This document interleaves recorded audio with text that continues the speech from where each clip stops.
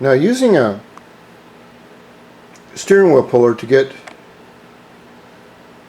this alternator off is one way of doing it. But we need to remember that if you attach the steering wheel puller to these screws, that you do it you go in only as deep as metal.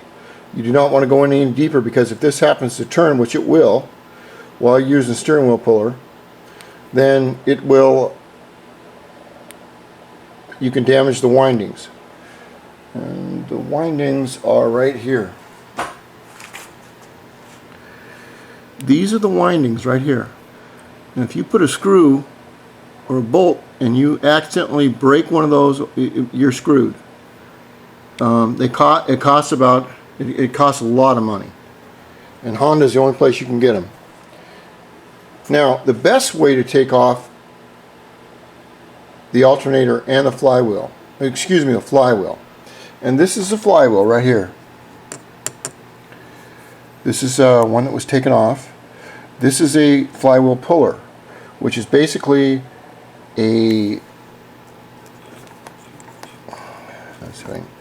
basically screwed on into the threads, which are right there, as you can see.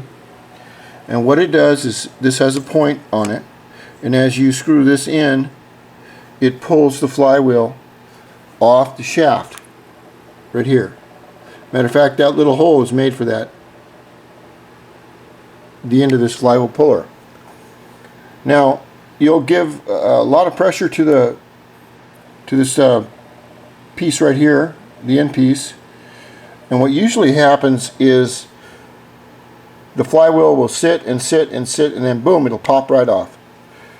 Now, when it pops off, you'll need to keep the woodruff key. That's what holds it onto the shaft.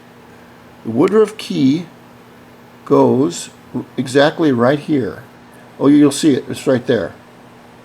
Anyway, it's a little tiny half moon shaped piece of metal, and it's a real bitch to get it back on. That's all I can tell you. But anyway, I'll show you where it goes. You can see right there. That's where the woodruff key goes. And what that does is it keeps the flywheel from free spinning. It locks it on the crank. You can see on the other regular crankshaft that it has one there right there. Now, the way the DIO or Elite creates electricity, you can have it either two ways. We have a heavy steel bell with magnets in it. And I don't want to pull this out because it's stuck in there. I mean, the magnets are holding it in. But there's a magnet here and here. There's a number of them. Now, these magnets should be clean. If you take this flywheel off and you find any rust in it, take some real fine sandpaper and water and clean them off. But you have to remember that all the filings that you file off will stick in there because it's really magnetic. It sticks like a bitch. It's really, really tough to do. After you get your windings out, or after you take the flywheel off, there are two bolts right here and right here that hold the alternator into the case. There's also a bolt, or I don't know, it's a bolt. A small bolt holds this on, and there's one right behind, directly under the engine, that holds the wiring, which is this wiring. Once you take those off, everything will fall out into place. Then what you want to do is carefully put all your electronic stuff away.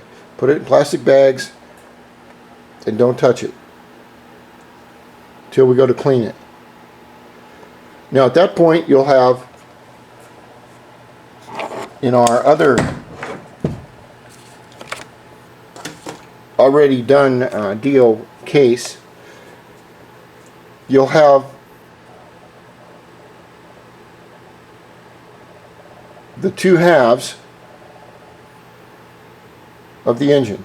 And when you go to pull you need a flywheel puller, or excuse me, a steering wheel puller to pull the cases apart, which is pretty easy.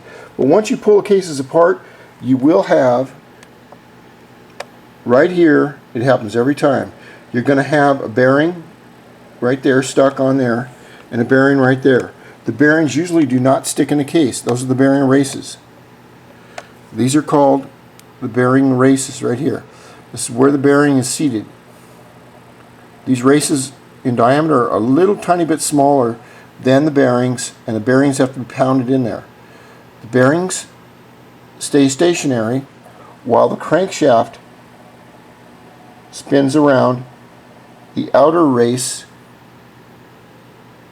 which would be right here. If you lose if the bearing starts to spin in here, your engine will get very hot very quickly, and then you're in not too good a shape. Next thing we do is we got to remove the oil pump, which you're not going to use anyway. Now you can do this two ways. You can either leave it in there, or you can take it out. If you leave it in, what I do is I'll take, this is your intake right here from your oil tank, and this is where it goes out to your, no, excuse me, it comes in right here and it goes out to your motor right here. You can't take a piece of rubber hose from here to here and just let it spin. It won't hurt anything. But we take that out. From now on, the bigger piston will require 2-stroke oil pre-mixed into the gas tank right here, just like a motocross bike, at about 40 to 1 depending on your oil. We'll get into that later. But you can't use the stock oiler. If you use it, it will not provide enough oil to the piston and your motor will seize. And then you're done. You're going to have to rebuild it. So don't use the stock oiler.